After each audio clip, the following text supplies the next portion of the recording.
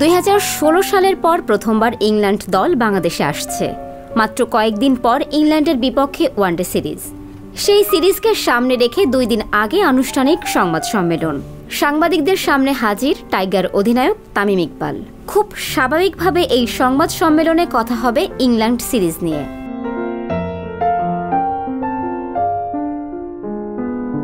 কিন্তু অনুমেয় বিষয়, দলের অলরাউন্ডার ও টেস্ট অধিনায়ক সাকিব আল হাসানের সঙ্গে তামিমের শীতল সম্পর্কই আলোচ্য বিষয় হয়ে উঠবেই না কেন? আগের দিনে বাংলাদেশ ক্রিকেট বোর্ড বিসিবি সভাপতি নাজমুল হাসান পাপন এক সাক্ষাৎকারে রীতিমতো বোমা ফাটিয়েছেন। জাতীয় দলের একের পর এক অভ্যন্তরীণ খবর ফাঁস করেছেন তিনি।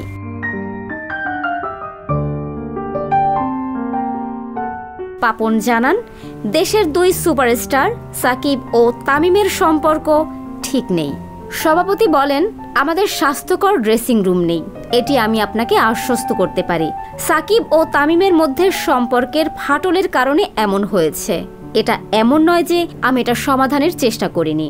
আমি তাদের দুজনের সঙ্গেই কথা বলেছি এবং বুঝতে পেরেছি যে এই মুহূর্তে তাদের মধ্যকার সমস্যাগুলো নিষ্পত্তি করা সহজ নয়। এই আমার পর্যবেক্ষণ।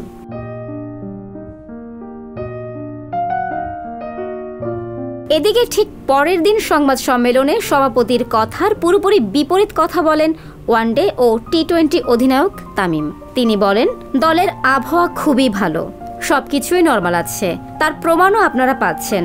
অন্তত শেষ 5-6 বছর ধরেই ওয়ানডেতে আমরা ভালো, আমি কোনো পার্থক্য দেখছি না।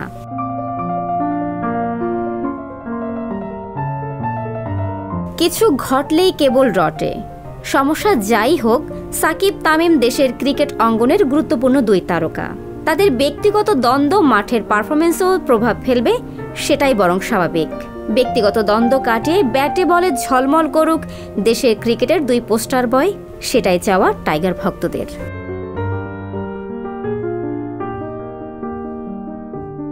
ফারজানা ববি, সংবাদ প্রকাশ।